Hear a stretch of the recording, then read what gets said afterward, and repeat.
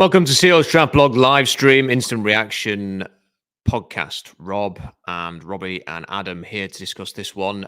Guys, that was really disappointing. And as someone who has spent most of the summer saying the Seahawks are going to drop a game that we probably don't expect them to drop because this is a rookie staff and this is probably going to happen, I've anticipated a game like this, but not the manner in which this unfolded. That was really bad. And the fact that they had the football with a minute and a bit to go with the chance to take the lead at the end might mask everything that we saw before that, which was just an absolute hammering at home.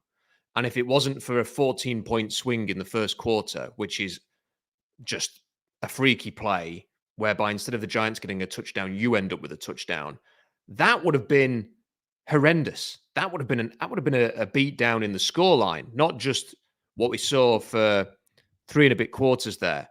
So I've got a lot to say.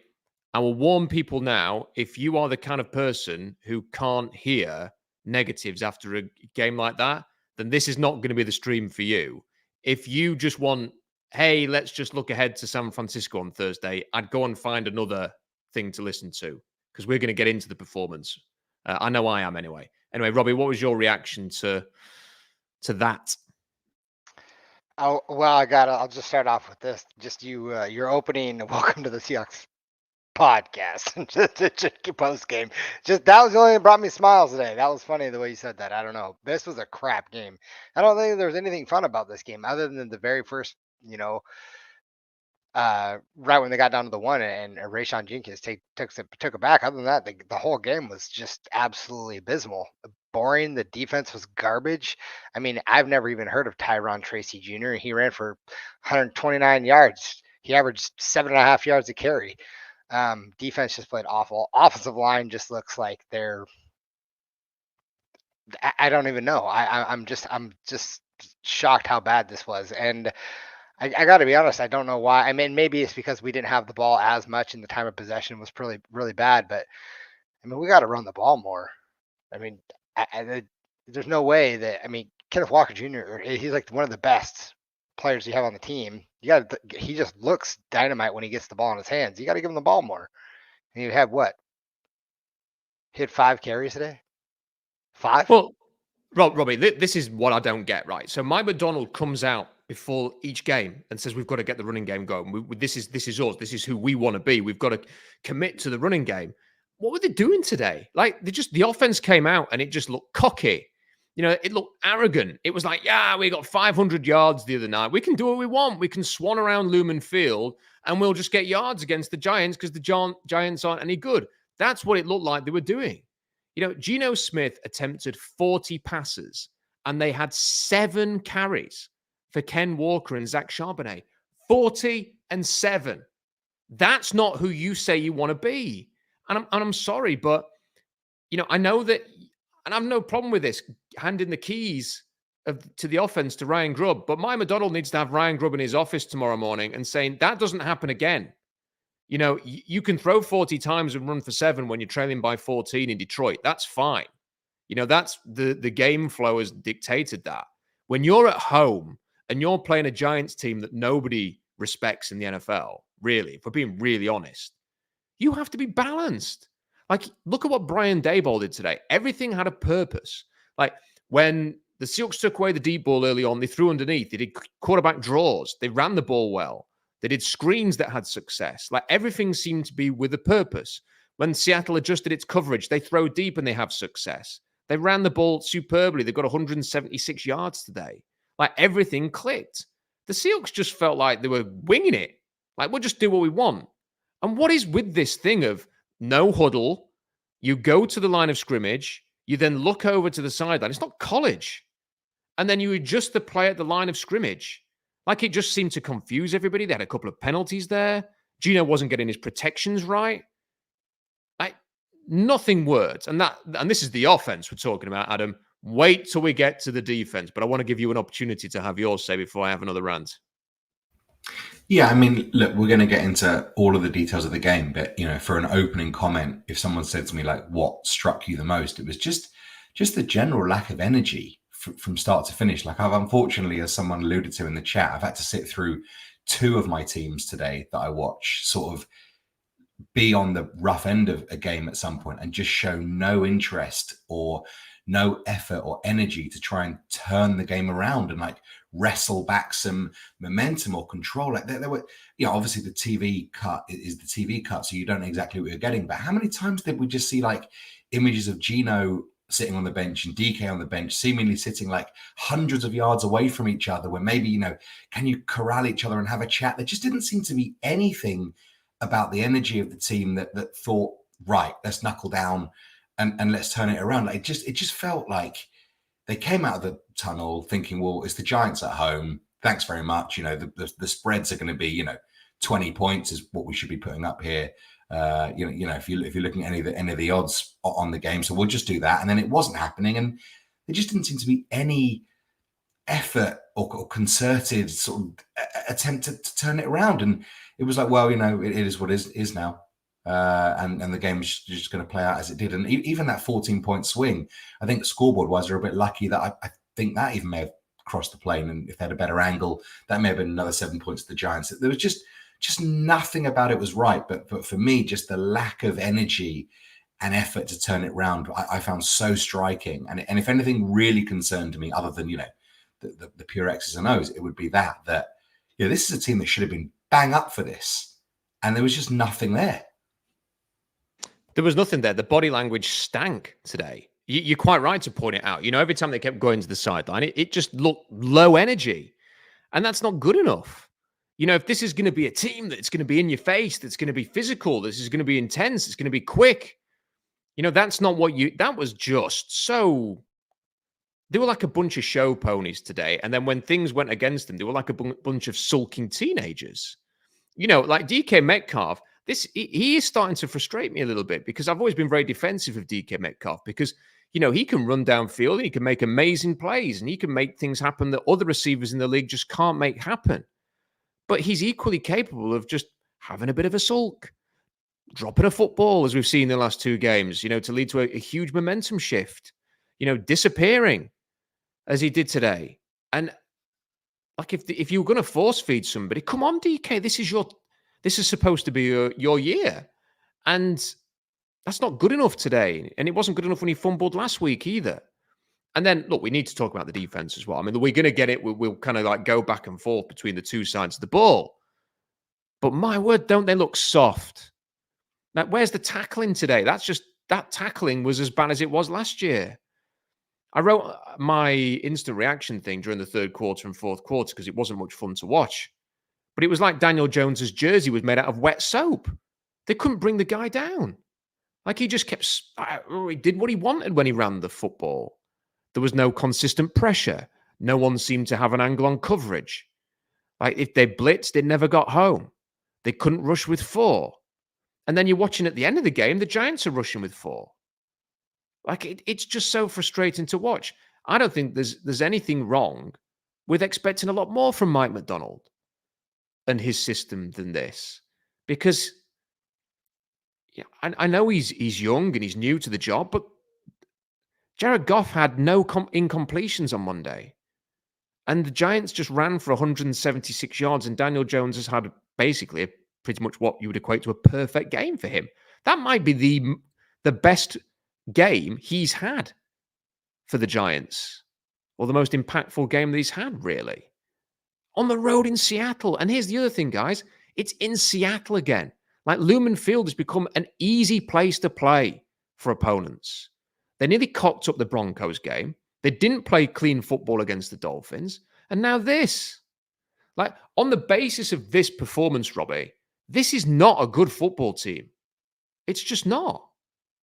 No, unfortunately, I agree with you on that one. And I hate to say that because, you hear a lot of people saying, well, look at the teams that you played in the first 3 weeks, or the quarterbacks, or, whatever. And I just chalk it up as you can't make the schedule and pick injuries and what's going to happen. Like, things just fall that way sometimes. But really, it just looks like we beat really bad teams, and we're just not a very good team right now. That's a long season. We got a long season ahead of us. But as of right now, if we're to play like that, no business winning football games. And even when we were going for that field goal before it got blocked, I said we have no right to be in this position to score, none whatsoever. I didn't think we deserved to win at all. That's the way we played, and the fact that we were still in a position to do that is actually quite impressive. But yeah, this just doesn't look like a very good football team right now.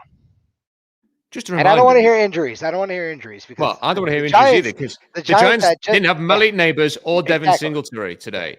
Their Like their starting two wide best receiver. Yep. the two best offensive players were not on the field. Yeah. And they still had their way with the Seahawks in that Yep. game. It is not good enough. And do you know the other thing I don't want to hear, Adam? I don't want to hear the Niners lost as well, so it's okay. All right? Forget that. Like there's no point. Like if you just lose to the Niners on Thursday, and they will lose to the Niners playing like they have done in this game. Like if you just lose to the Niners on Thursday, what difference does that make? You'll be 3-3. You'll have lost 3 games in a row. Like it's about what you do. That loss by the Niners, actually, I'd almost rather they have won in a weird way because to be 4-1 and have a 2-game lead over them, playing them on Thursday, would have been so fun. It would have been energizing this week. And bloody hell was I up for a lift like that, to get to Thursday and see that game. And now I kind of fear that game. I fear that the Niners are going to be able to go, come on, the season's in the balance. We've got to go to Seattle and win there like we have been doing every year for the last few years. And they've got to get back on the saddle. And I'm a bit worried that the Seahawks won't. And listen, if they win on Thursday, we'll be singing a very different tune. But right now, I don't want to hear first in the NFC West. I don't want to hear about the Niners losing. The Seahawks have lost 2 games in a row against 2 opponents who are better than the Patriots, who are better than the husk of what is left of the Dolphins, and are better than Bo Nix in his first start in the NFL. That's the first 2 tests. They have failed, Adam. Yeah, I think looking at the week on a whole, it's such an interesting way to just observe sport, in general. Like the Lions game on Monday, I think, I listened to everything I could listen to after that game. And the one thing that I really took from it was that no one really was that miffed at the team for losing it. There seemed like there were enough mitigating factors and they put points on the board and they were competitive. And if you're going to lose a game, that struck me as the way that people were pretty satisfied to lose a game. Just, it probably just got outmanned by a better team on the night. They gave it all they had. And look, don't compound it with, you'll come back home, you'll take care of the Giants, and it will look like a good week overall because you've shown something in that loss that suggests you've got something about you. A little bit like that Bengals game last year, where they were probably beaten by a better team, but I think we all came out of that game thinking, they gave it a good go there, and bounced the ball, one play here, one play there, not so bad. But that's just taken all the air out of it for me tonight. And where I've so enjoyed this season so far, like I've so enjoyed the way that the coaching staff have carried themselves and the way McDonald has spoken and some of the articles that have come out, the Brady Henderson one a couple of weeks ago, it just felt like there was like a serious thing being built. And you had your little blip on Monday and it's like, well, that happens. But that has just knocked me back to not square one, that level, but I just, those performances against teams like that, I thought were the sort of thing we'd left in the rearview mirror at like a long way away. But I just don't expect this coaching staff to lose games in that manner. And that's rocked me, to be honest. And I'm now looking at the schedule thinking, not entirely sure where the next win definitely comes from. Where if you'd asked me that on Monday, I probably could have laid out a pretty favourable roadmap. So I'm pretty stunned by this. I have to say, I'm not entirely sure how to react to it. Yeah, I feel very similarly. And as much as I said during the summer that they will lose a game that we expect them to win, I also said they will win a game we expect them to lose. And I think that will probably happen. And I don't think they're suddenly going to be a 5-win team this year. But I think what today does is it kind of pours a lot of cold ice water all over the idea that this could be some kind of really good season where it ends up in a deep playoff run.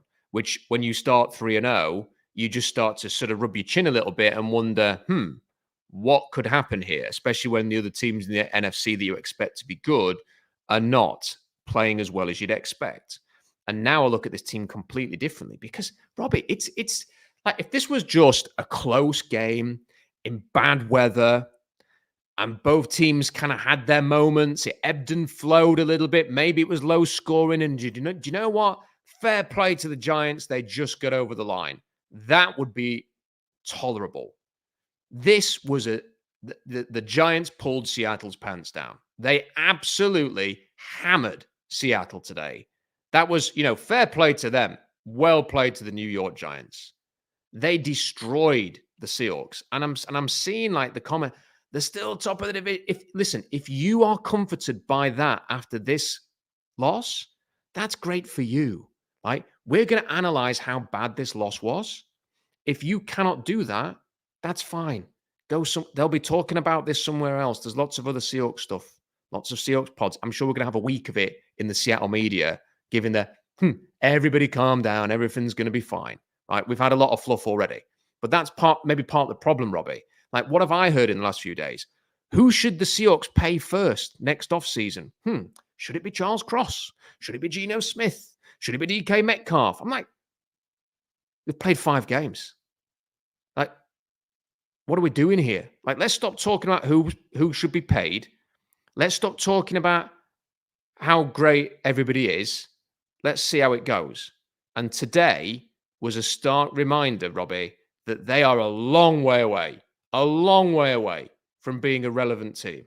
Like, that was not good at all. And I'm a bit worried that Niners losing, close finish at the end is going to paper over the cracks of what we have just seen. That, for me, was Steelers last season level disappointment.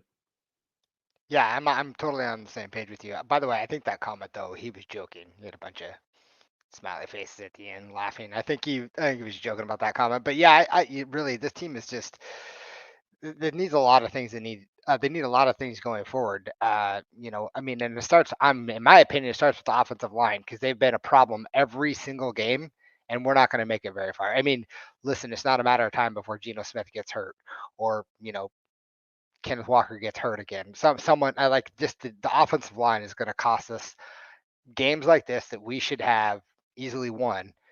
And that's number one. And then again, Mike Macdonald, as a defensive head coach, that is an unacceptable performance. I mean, we need to see better out of that for sure. And I don't know, maybe you could chalk it up to rookie coach. I'm not really sure, but I'm hoping to see better. But there's no way they're making it very far. And again, I don't think they're a 5-win team either, but they're not going to make it very far if they don't improve some of these things and improve quickly. That's the thing that I don't get, Adam. Like, you appoint Mike Macdonald because of the great work he's done in Baltimore, and he did do a great job there. I'm not throwing the towel in on Mike Macdonald at all, by the way. This is not more, he's the next Jim Mora. I mean, I did see a comment sort of referencing that we're not going there. But I expect a lot more than this. I expected, even with a very injured team in Detroit, I thought that they might come up with some ideas, just to force an incomplete pass, or today to be able to find a way to impact games. And here's the other thing, Adam, like turnovers. They're not getting close to forcing turnovers. They're not getting close to interceptions. They had the turnover today because the Giants player who might have scored, it was hard to tell. I mean, why have they not got a camera down the line of every game? He may well have scored there, but his teammate, the offensive lineman, his helmet dislodged the football. And the Seahawks were the beneficiaries of a very lucky play there. That was very fortunate. And it fell to Rayshon Jenkins, and he's run it through. They're not even getting close to turnovers. They're getting sacks, but they get pockets of sacks, don't they? I never feel like it's sustained, consistent pressure. A lot of people had a good laugh at Aiden Hutchinson. I saw a bunch of tweets like that about that the other day, by the way. Aiden Hutchinson did this, and he did a spin move, and he had no sacks. It's like, yeah, but I felt his presence pretty much every down in that game against the Lions. Like, it felt to me like he was creating quite a fair bit of pressure and impact in that game. He just didn't have a sack. Like, did the edge rushers have an impact today? Really? Did you feel their presence on the field? Did Derek Hall just basically, like, Daniel Jones sacked himself. Derek Hall was the first player to get to him. He touched him, and that was given as a sack to Derek Hall. Was that the only sack they had in the game? Let me just double check. They had 3 sacks. So there was that one. There was the Tyrell Dodson one, which he more or less shared with Jan Reed. And Jerome Baker apparently had one. Like, did you feel pressure today? I didn't feel anything. Baker was the only guy that, like, I felt, his presence coming through the screen. If someone said, like, in 3 months' time, can you remember who played in that Giants game? Baker'd be the only defensive player that I'd sort of hand on heart say, yeah, he definitely played, because I remember he was flying around, not all over the place, but he felt like he was playing with the requisite levels. And I think with McDonald, coming in, defensive-minded head coach, all the stuff we heard about Baltimore, and some of it was narrative and tropes, but you just kind of felt that at least the floor of the defense should be raised considerably. You would hope that the system that would be in place, that, you might get some injuries, but you would hope that from a systemic standpoint, there would be checks and balances in place, that certain things would happen, that there would be a very high baseline of performance. And that's really not been there the last couple of games. Again, maybe there were so many injuries on Monday and it was a good offensive you were playing that you can say, look, not ideal, move on. But to see that defensive performance against that, the first play of the game, Daniel Jones tripped himself up and fumbled the ball himself. Like, that's the standard you're dealing with, unfortunately. Like, he is a meme of a quarterback. Let's be frank about that. And there will be double-digit games the rest of this season where Daniel Jones looks like an absolute arse, because that's what he is. And we made it quite comfortable for him. Darius Slayton. Come on. Half a decade ago, that guy was finished. And he's just killing you on the same route every time. Like, it was boring at some point. We were just thinking, well, he's going to go there, he's going to catch it, and what we're going to do about it. I mean, this is not an offense that should have caused the Seahawks any trouble whatsoever, let alone 29 points worth of trouble. That's bad. That's bad news, that. And that's the kind of thing that is going to linger for the next few games, I think, and be really quite hard to shake off. Yes, I agree. I agree with everything that you have said there. Can I ask a question, Robbie? This made me think while Adam was talking there. Are there players in Seattle right now who are, and listen, I'm not overreacting to one bad loss, because the offense played well on Monday night, even if the defense stank the place out with several starters out. Robbie, are the players getting the benefit of the doubt because they were high picks? Like, Devin Witherspoon is viewed as whenever the broadcast comes on, he's like, well, he's one of the top corners in the game. Have we seen that so far in 5 games?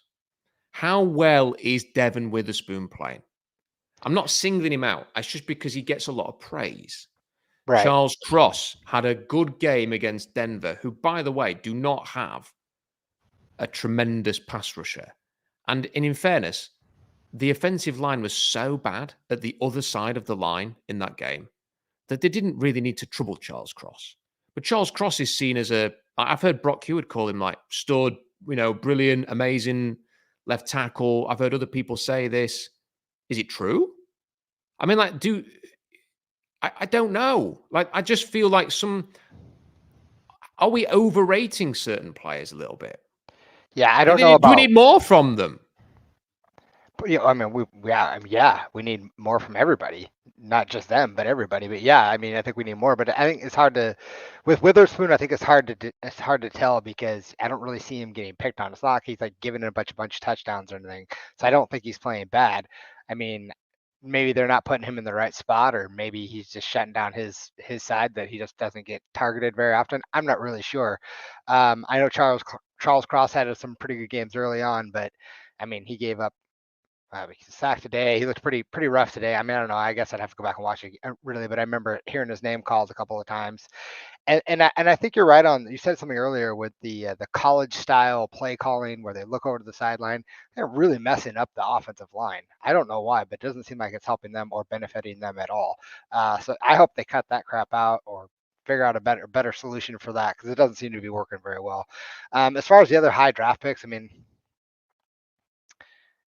I don't know. It's hard to tell. Like Derek Hall, he's a second round pick, and I mean, he didn't play much his first year, and I feel like he's been playing pretty good this year. So I don't know. It's hard to single players out, but I get what you're saying. I think we need more out of them and everyone else.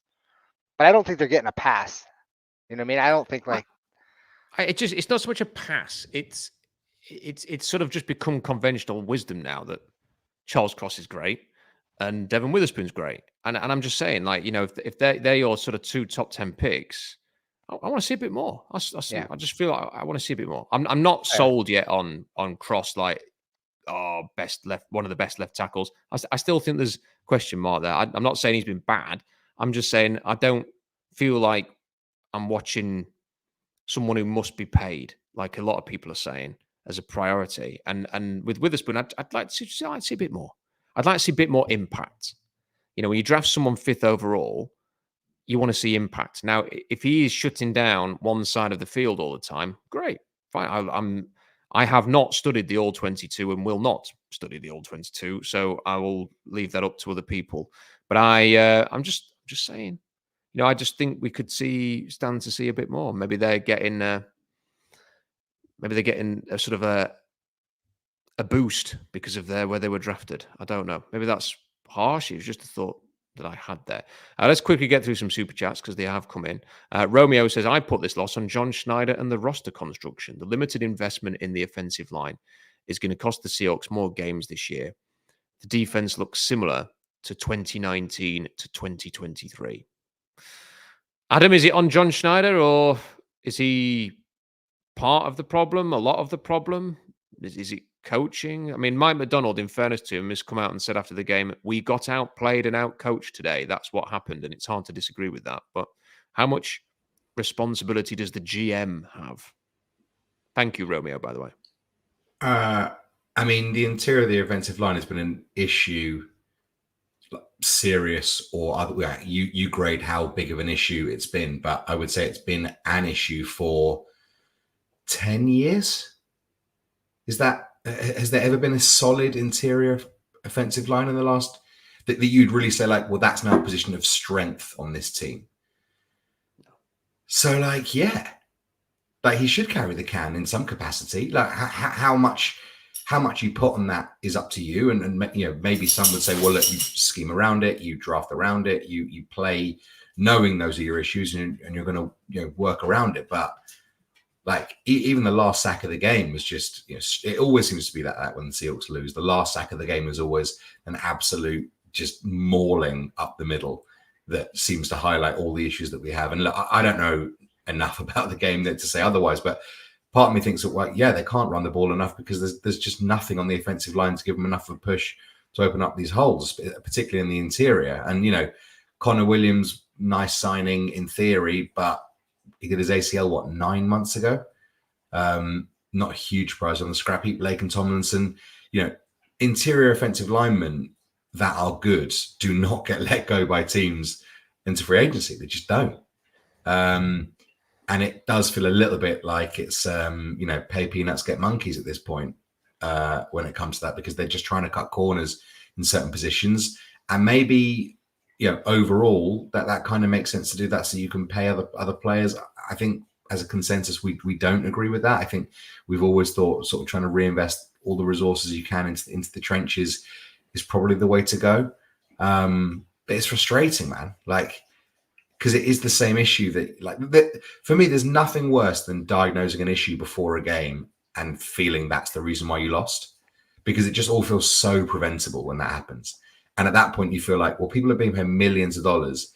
If we can see it, or if we think we can see it, why can't they? Like, lose a game because you get beaten by quality. Don't lose because of stuff that you've pre-diagnosed. That's just really frustrating. And it's going to get tiring losing games like that. if it happens. Because, well, I mean, it has been tiring for however long. You know, it probably did for Russell Wilson in a way, the lack of interior offensive line. Yeah, it's just annoying to lose that way. Yeah, it is, and it's annoying to be as bad as that, you know, and to be as soft as that, and to be as weak as they have been, you know, to have so little resistance is on both sides of the line in a couple of games. I mean, like, look, they did okay they did more than okay against Detroit on offense, but I still think that bad back to back, bad on defense, and especially in the trenches, and good on offense on Monday, but came into this game sniffing the farts too much at their own farts and have come in here, and that's what you get. This one from Lil Smooch. How much will a win on Thursday against the Niners erase the bad taste in our mouths from this one? Also, great work, Rob. Thank you, Lil Smooch. Appreciate the super chat. Robbie, how much will a win on Thursday erase the bad taste? I can say that it will erase almost all of the bad taste, 100%. and I will feel a lot better. But I'll tell you Anytime now, if you lose to the Niners at home on Thursday, have a 2-2 home record, a 3-3 record having started 3-0. Wow. I mean, it is going to be about 5 a.m. when I do that stream. That is not going to be fun if that happens. So go on. I mean, answer the question, I guess, Robbie. You know, how much will it help? I think 100% is going to help if we beat the Niners. Plus, just anytime you beat the Niners, it's a sweet feeling. Just tastes good every time. So, yeah, it'll get all sorts of bitterness and sour taste out of my mouth. 100%. But then I again, yeah, I suppose if it's the opposite is a horrible thought as well. Matt says, love you guys, but I would go broke paying for a super chat to express all I feel. 0 silver linings today as offense, defense, and special teams all failed. Scariest is the D giving MMD is supposed to be a defensive guru. I agree with that, Matt. Thank you for your super chat. Really appreciate it. Adam, that was frustrating as well. The defense, dreadful. The offense, confusing and just arrogant and cocky and bad. But then just as the defense gets things sorted out at the end, and yeah, all right, the offense, I mean, it was a very clever play from Jackson Smith-Njigba to be looking and pretending he was going to catch the ball. And then Geno sets off and you think, they're going to bloody win. They're going to somehow do this. They're going to pull it off. And then just as I thought that, 3 bad plays, Jackson Smith-Njigba drops the football. Out comes the kicker. Special teams goes, we've not really done anything wrong yet. I mean, D. Williams tried to drop another kick return before that drive. But he failed to drop it. So let's do, okay, we'll let Isaiah Simmons jump through a gap in the line, block a kick and have it returned for a touchdown. I mean, it would have just been nice at least to kick the bloody field goal and at least have them have to make the Giants get 40 yards for a kick or something with a minute to go. And they couldn't even manage that, Adam. Yeah, I mean, there's so many little moments in that game where you just look back and think, how have we allowed that to happen? And I do kind of feel bad because it all, you know, the NFL lends itself to this feeling whereby you have a week of bubbling excitement, and then on Sundays it crescendos, and perhaps because the season is short, like it does end up in, when you do shows like this, that maybe your thoughts are slightly more dramatic than they would be for a soccer game where you've got 38 games of a season, and you know, not every game necessarily feels like there need to be as many takes that come out of it. But I think just the way that the league is, it lends itself to sort of big opinions after every game. And maybe will seem stupid if on Thursday they go and put a beat down on the Niners, and people could look back and say, well, on Sunday night you were saying this and that about them. But I don't know, it just kind of feels like there's so much emotion that comes from each game that it's hard not to react. But I don't want it to feel like, you know, we're condemning the McDonald era to eternal doom. It just was such a rotten game to watch that it feels sort of hard to kind of think that they can turn it around in 4 days. That they just seemed like there were issues there that were much bigger than a bad day. And maybe that's the kind of thing that comes with a new coaching staff. That you do have to have a clunker, and they are still feeling out what they've got. But yeah, like when all of it breaks down, like all of it, every part, every every department of offense and defense and special teams was just bad. Like there was nothing that you can say, well, at least they did all right today. Just nothing. It's just, it's a real rough one to reconcile, because there had been so much hope going into certainly Monday. And I think the prevailing mood from what I could tell after Monday was like, this team's on the come. And, that was a loss, but it was the right way to lose. And that just feels like a gut punch to see them just be so piss poor at all levels. Had this from Jeffrey. I want Grubb on the field makes communication impossible, especially when things are going wrong and players get frustrated. As we've talked about, the body language was poor from the offense, especially the main players. DK, Geno at times on the bench. That Geno had his head down and just, it was the polar opposite of, love him or not. Russell Wilson would have been on there, come on, guys, we can do this, and maybe that was irritating to some people, but that's what his body language was. And Geno, it looked like he was having a sulk. DK looked like he was having a sulk. They all look like they're feeling sorry for themselves. I'm not sure whether having Ryan Grubb down there is going to make any difference as to whether that happens, because they might just tell Ryan Grubb to piss off if he comes down to the field and starts telling them what for.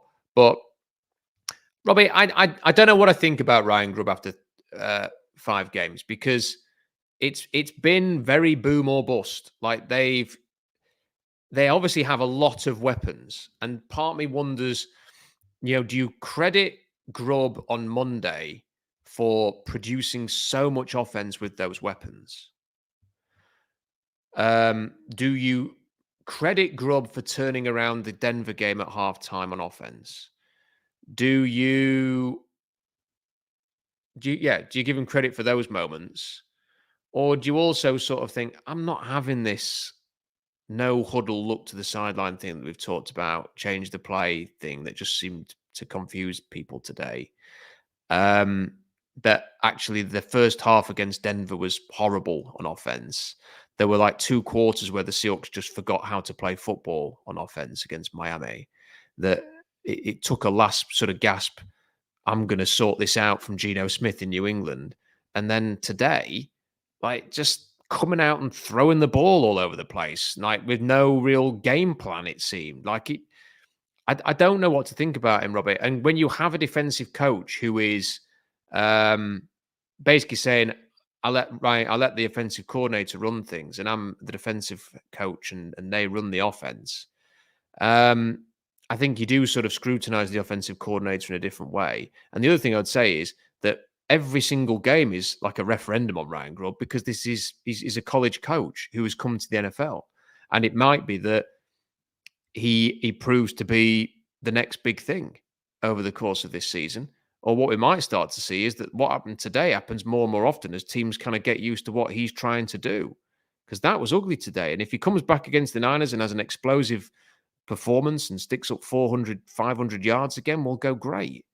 But it's been sort of like a roller coaster so far, Robbie, after 5 games. Yeah, he certainly has been inconsistent, that's for sure. I think boom or bust is pretty good term for him. Let's give him the whole season to see how it goes.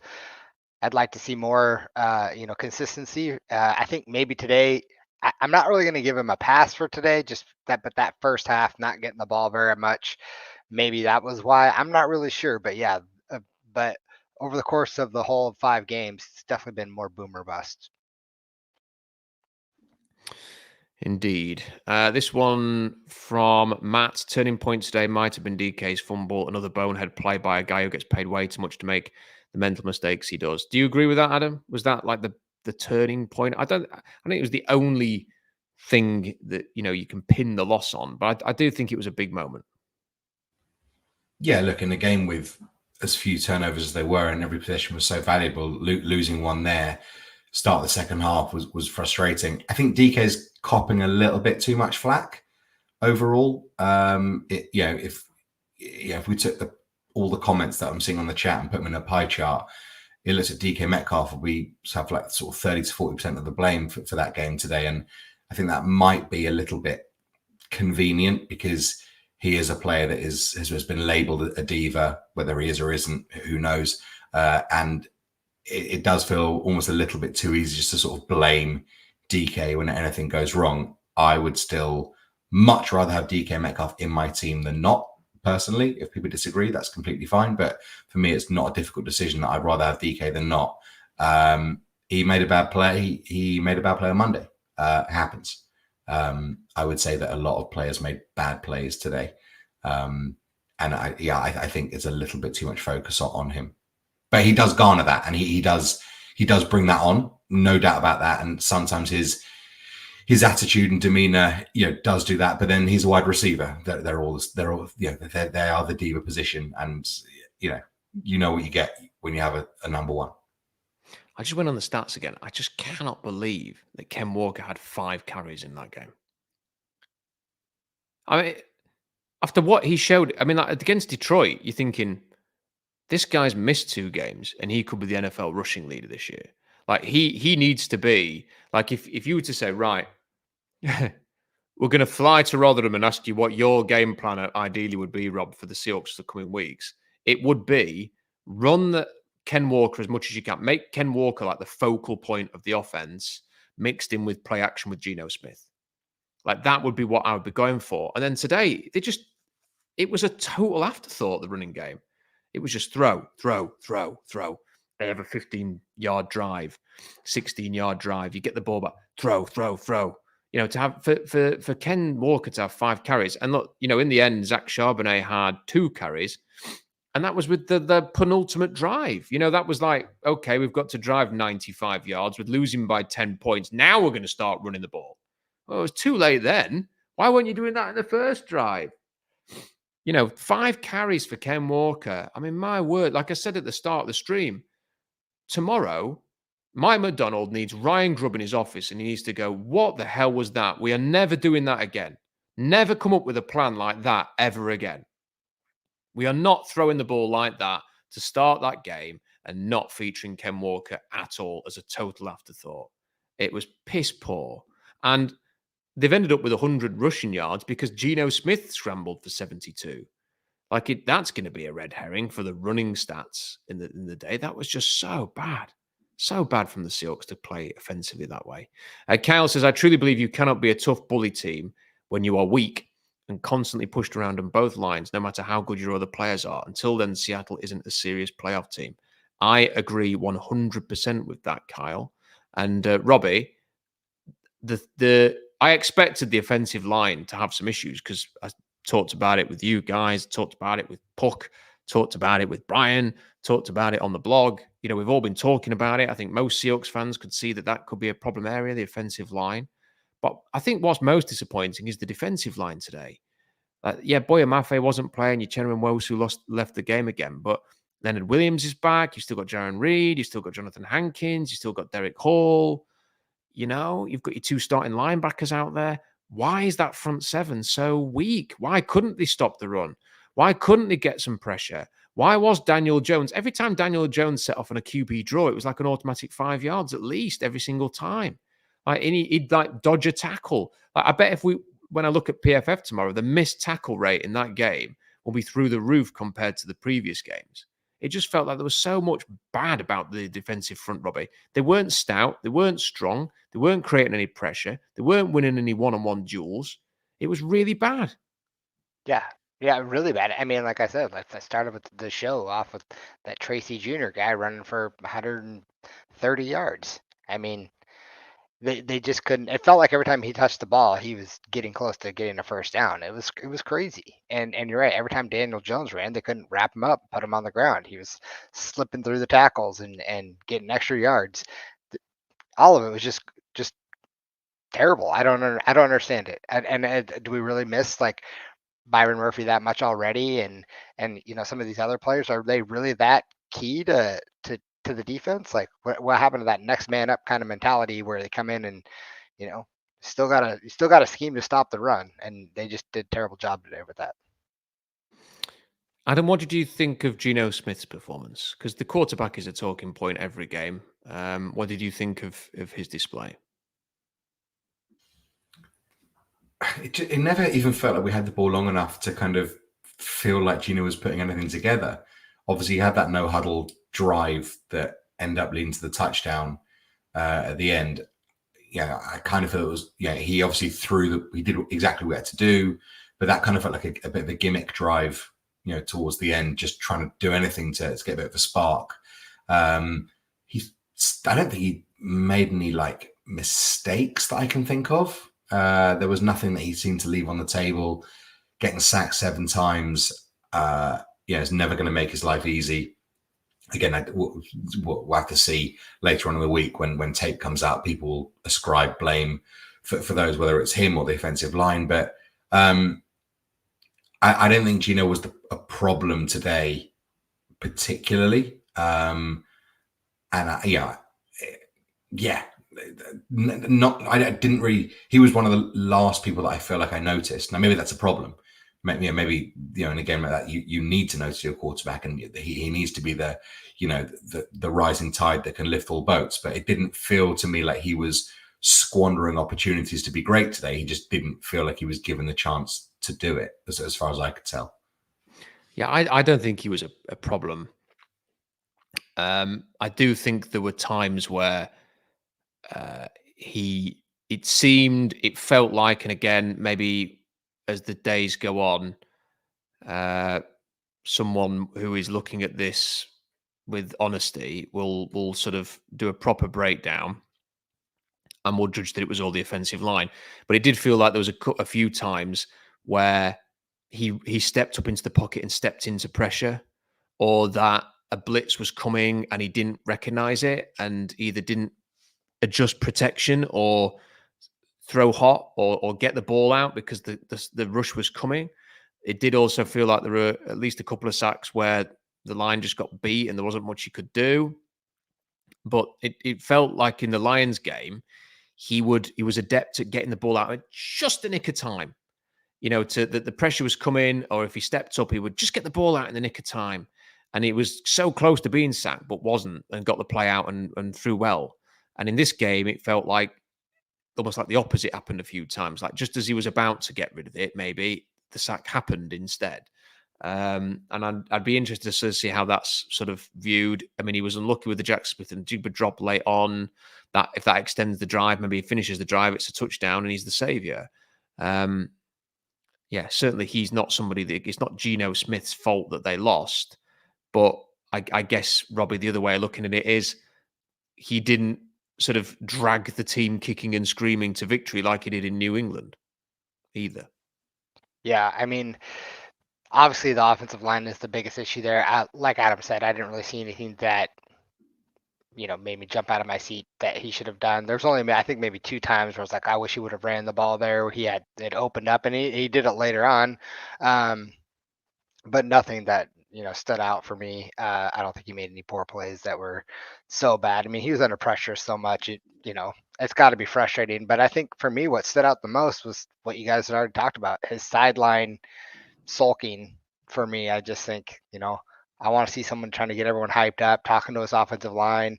I mean, when you guys were talking about the Grubb being on the sideline things, I saw him when at one point on TV, they brought him his, little Microsoft service, whatever, and he was putting on his headphones to talk to Grubb, but he just kind of rolled his eyes like he didn't want to do it. That's the kind of the stuff that I noticed, and I don't know if I enjoy that. I would like. That's how he is. I know. I'd like to see him be a little different. He's always been like that, hasn't he? Though, like this is not a new thing. Yeah. Do you know I thought there was one bad play that he had, and that was on the scramble where he slid.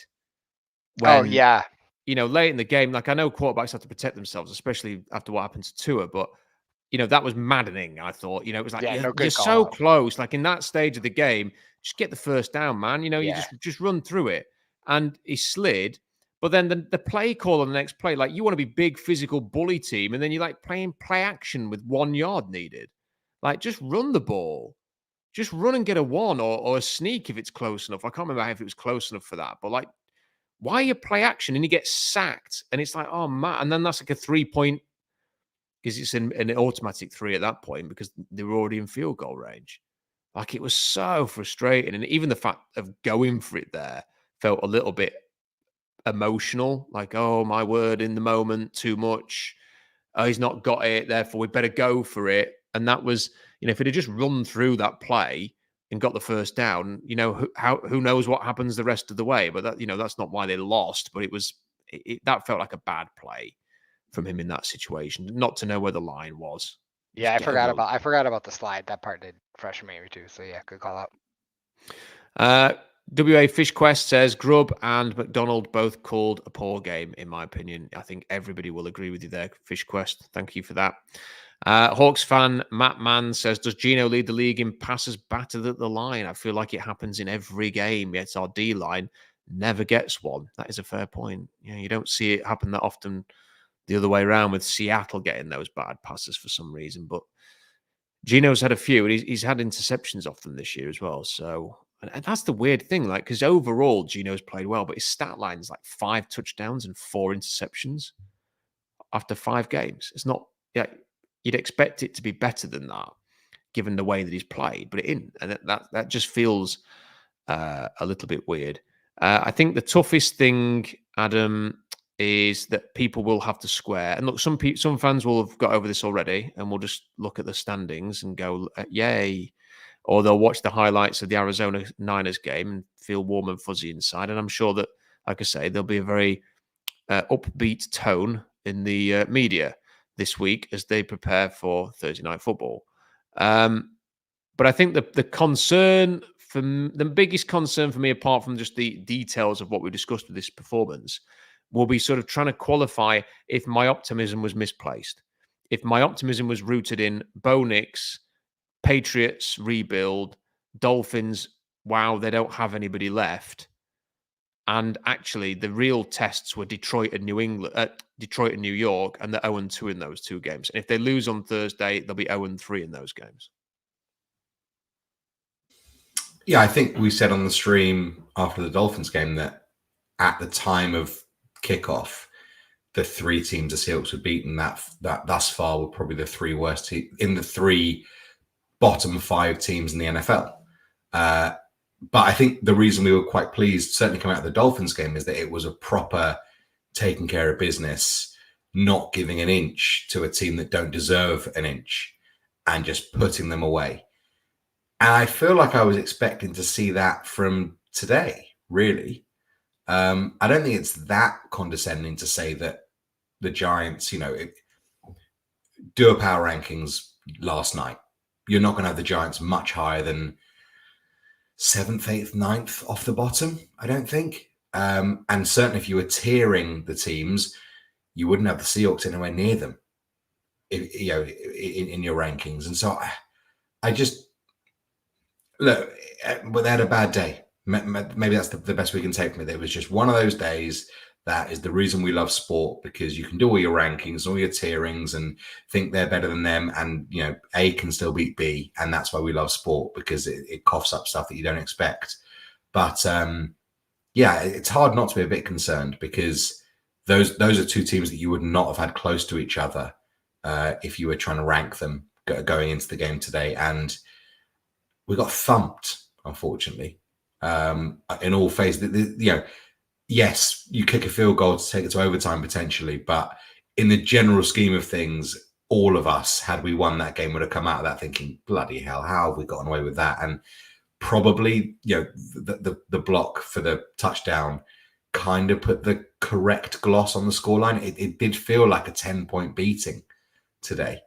And that's what's quite worrying, because it wasn't just like, you're knocking at the door and you don't get it and you lose to a field goal with the last kick of the game. Like, that felt like we're pretty much outclassed in all phases.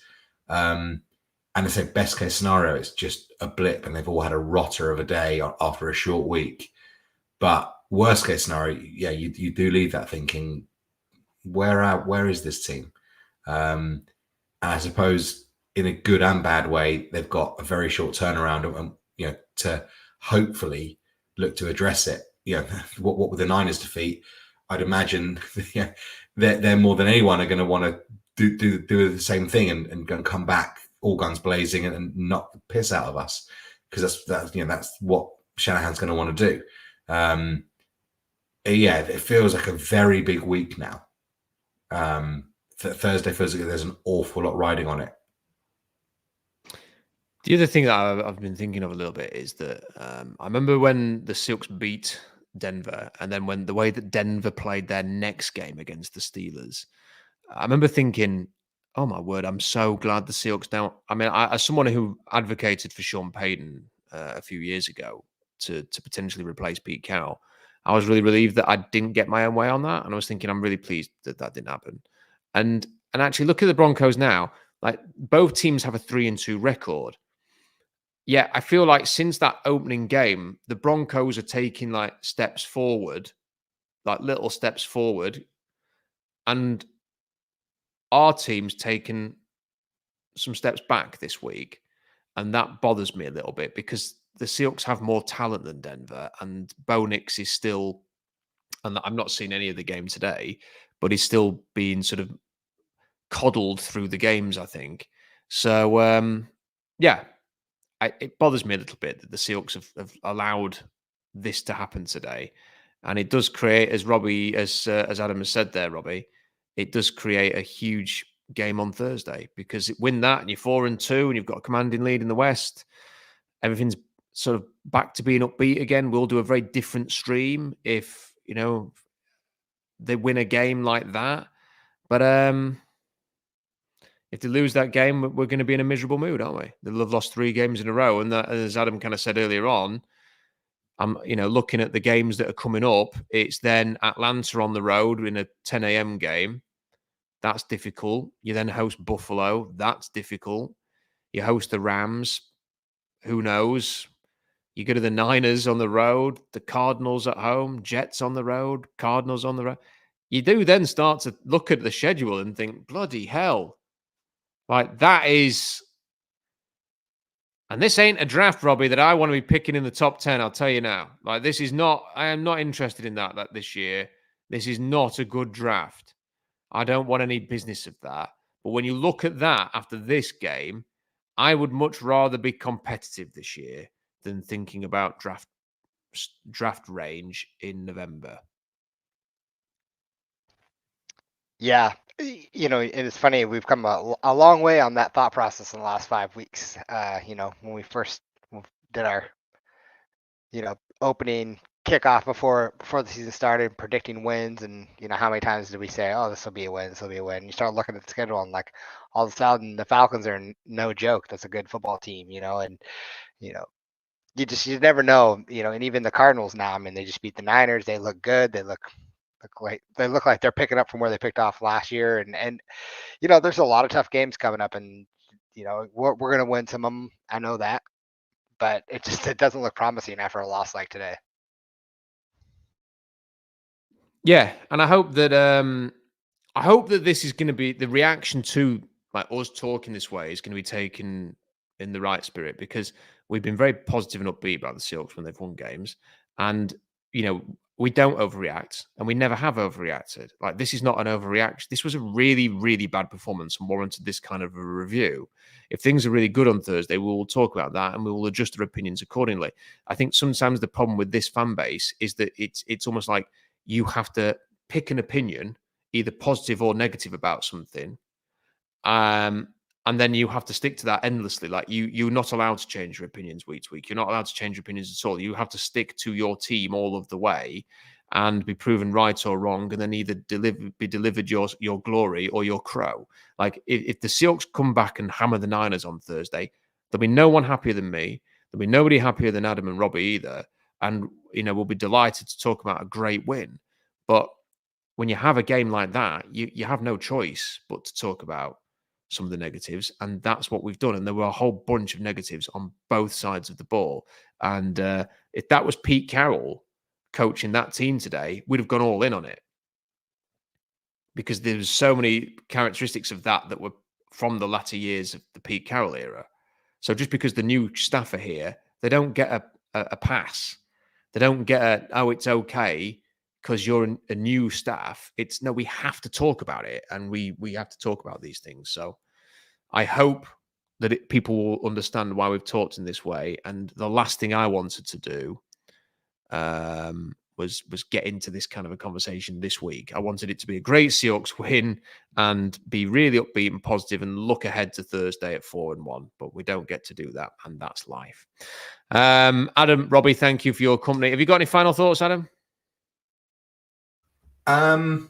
Joy, actually picking up on what you just said there, after the Detroit game, I realized that I was listening to everything I could listen to about the game, and I was really enjoying the fact that everyone that's talking, writing about, podcasting about the team, there's all the agenda that had permeated and sort of poisoned the fan base for the last 5 or 6 years was gone. And I felt that people were just talking about every game on its merits.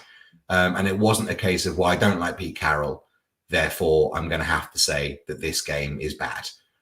Or I do like Geno Smith, therefore I have to say that this guy has been much better than actually I think he is, because my agenda is the most important thing to carry through. And I've so enjoyed this season, just that breath of fresh air with a new coaching regime or whatever, that it just feels like everyone has been speaking completely honestly, exactly how they feel, and just analyzing what they're watching. And I've really enjoyed that. And I again, just what you were saying there, like I hope that what's happened there doesn't sort of start to, frustrate people and start giving them things. Well, that happened once, so I need to think that.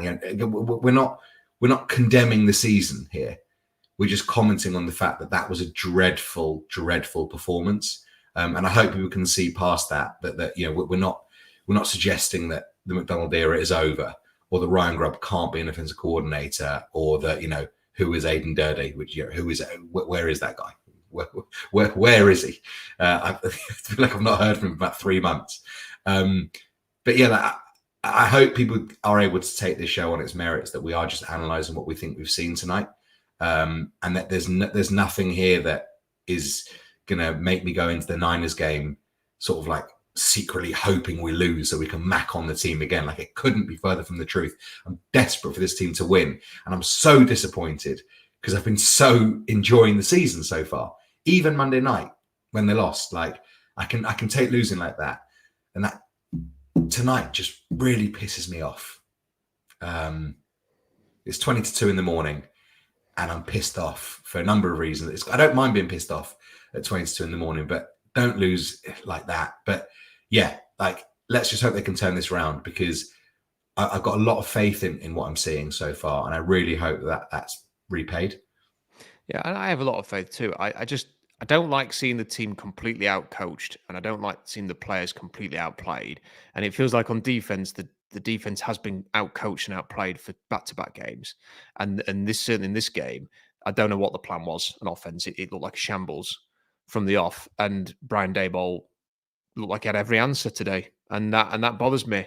I want to sort of, the one thing I want to see post Carroll is a different approach to what we saw with Carroll, which was a lot of that, outcoached, outplanned, coaches coming in who were just technically that bit sharper, who could put a game plan together, and then also opponents who come to Seattle and are the more physical team, and win in the trenches. And that to me was just like, whoa, I've been here before. Like, am I going to wake up and I'm just sat in the car on the way back from Tottenham's ground, having watched the London game today, and actually the game hasn't even kicked off yet, and it's just a bad dream. Like, no, that did happen. The Seahawks played exactly like that, and it was really, really poor. And I don't want to see any more of that.